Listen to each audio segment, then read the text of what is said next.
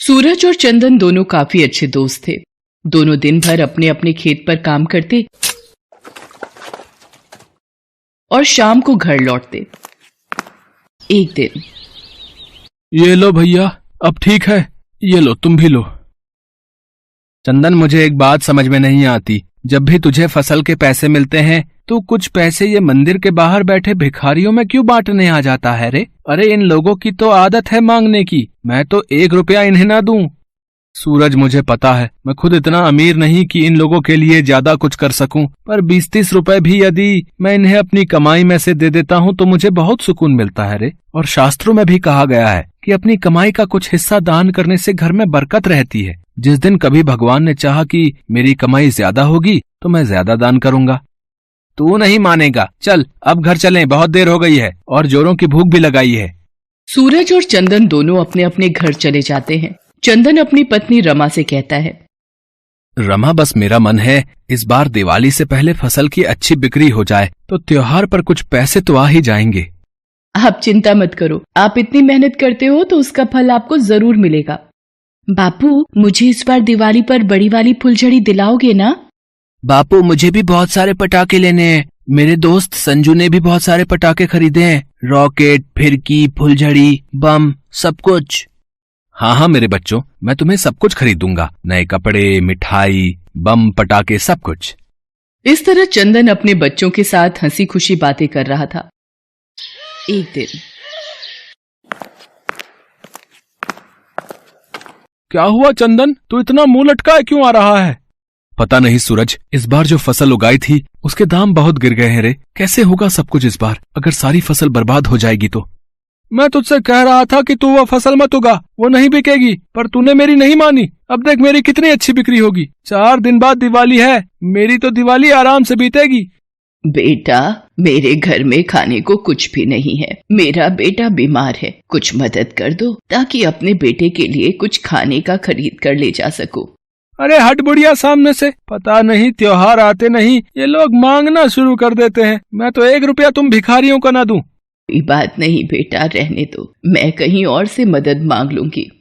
अम्मा, मेरे पास ये 50 रुपए हैं, शायद इनसे तुम्हारी कुछ मदद हो जाए, ये रख लो।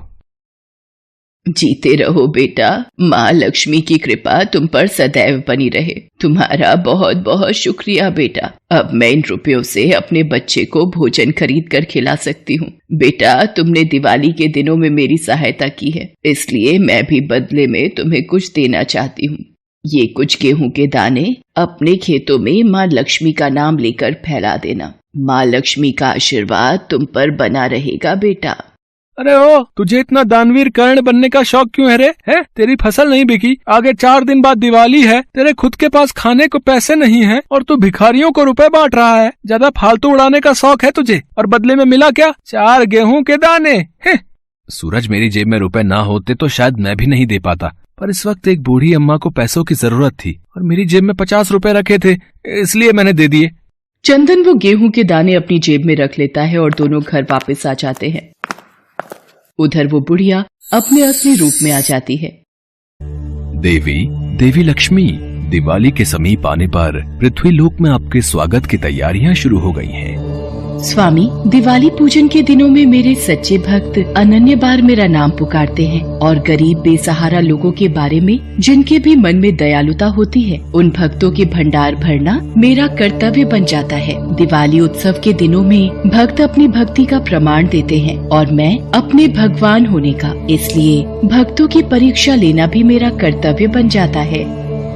देवी लक्ष्मी, ये तो सत्य है, जिस मनुष्य पर भी आपकी कृपा हो जाए वो धन धान्य वैभव से परिपूर्ण हो जाता है और दरिद्रता उसे छू नहीं पाती, और ये उन्हीं के भाग्य में लिखा होता है जो मन से साफ और सच्चे होते हैं। उधर चंदन रमा से कहता है, रमा, मेरी फसल कोई भी नहीं खरीदेगा। मुझे कुछ समझ में नहीं आ रहा है, मैं इस दिवाली पर क्या करूँगा? बच्चों की इच्छाओं को कैसे पूरा करूँगा? निराश मत हो जी, अभी दिवाली को 4 दिन बाकी हैं, कोई ना कोई ग्राहक जरूर मिल जाएगा। रमा, मैं जरा खेत का चक्कर लगा कर आता हूँ, ठीक है? चंदन खेत पर चला जाता है। तभी उसे याद आता है कि उसे बूढ़ी अम्मा ने गेहूं के दाने दिए थे। वो खेत में उन दानों को माँ लक्ष्मी का नाम लेकर फैला देता है और घर आ जाता है। अगले दिन जब सूरज सोकर उठता है तो उसके द्वार पर एक ग्राहक आता है और उस फसल के बारे में पूछता है। चंदन उसे खेत पर ले जाता है। हरी भरी लहराती फसल को देखकर ग्राहक खुश होकर उस फसल को खरीदने के लिए बोलता है। ये सुनकर चंदन बहुत खुश होता है और वो अच्छे दामों पर अपनी सारी फसल उस व्यक्ति को बेच देता है। चंदन मन ही मन माँ लक्ष्मी को धन्यवाद करता है। पता नहीं उसके मन में ये विश्वास उठा था कि उसने जो गेहूं अपने खेतों में फैलाए थे वो माँ लक्ष्मी का ही आशीर्वाद था। चंदन खुशी खुशी सारी बात रमा को बताता है। रमा, माँ लक्ष्मी के आशीर्वाद से हमारी सारी फसल बिक गई। माँ लक्ष्मी आपकी जय हो। मैं सूरज को ये बात बताकर आता हूँ, वो जब ये खबर सुनेगा तो बहुत खुश होगा। चंदन सूरज को ये खुशखबरी सुनाने जाता है।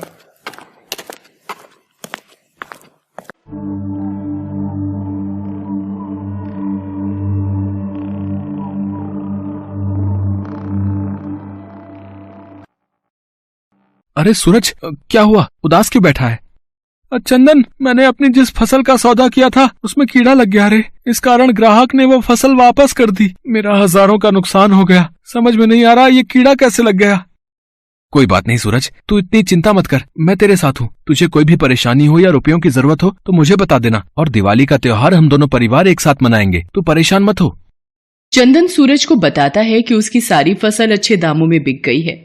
ये सुनकर सूरज हैरान रह जाता है। उसे शायद अपनी भूल का एहसास होता है और वो चंदन से कहता है, मैंने हमेशा रुपयों को बचाकर रखने का सोचा रे, कभी भी किसी को दान पुण्य नहीं किया, और तुमने हमेशा खुद गरीब होते हुए भी मजबूर लोगों की मदद की। तुम सच में दयालु हो चंदन। हर व्यक्ति को तुमसे सीख लेनी चाहिए। अब से मैं भी दूसरों की मदद करूंगा। मुझे एहसास हो गया है, जो दूसरों की सहायता करते हैं भगवान उनकी सहायता करने स्वयं धरती पर आते हैं। उस दिन के बाद सूरज भी मजबूर और बेसहारा लोगों की मदद करने लगा। वो भी चंदन के साथ जितना हो सके उतना दान किया करता था। सही कहा है, दान भले ही 1 रुपए का क्यों ना हो, वो दान कहलाता है। इसलिए कभी भी ये ना सोचें कि आपने बहुत बड़ा दान करना है। जितना आपके बस में है उतना जरूर कीजिए। किसी को 1 प्याला चाय का भी यदि आप पिलाते हैं तो वो कहीं न कहीं आपके अच्छे कर्मों में जुड़ जाता है। और फिर चंदन और सूरज एक साथ मिलकर दिवाली मनाते हैं। माँ लक्ष्मी और भगवान गणेश की पूजा करते हैं और बच्चे मिलकर ढेर सारे पटाखे और फुलझड़ियां चलाते हैं और एक दूसरे के गले मिलकर मिठाई खिलाते हैं। उस दिन से माँ लक्ष्मी की कृपा से दोनों परिवार खुशी खुशी अपना जीवन व्यतीत करते हैं और एक गरीब की दिवाली खुशियों में बदल जाती है। Best buddies. Hello friends, thanks for watching this video. अगर आपको ये वीडियो पसंद आया है तो प्लीज लाइक, सब्सक्राइब, कमेंट्स करें इस वीडियो पर, और हाँ, शेयर करना भी ना भूलें। और भी मजेदार वीडियो देखने के लिए नीचे दिए गए बेल आइकॉन को दबाएं। देखते रहिए बेस्ट बडीज।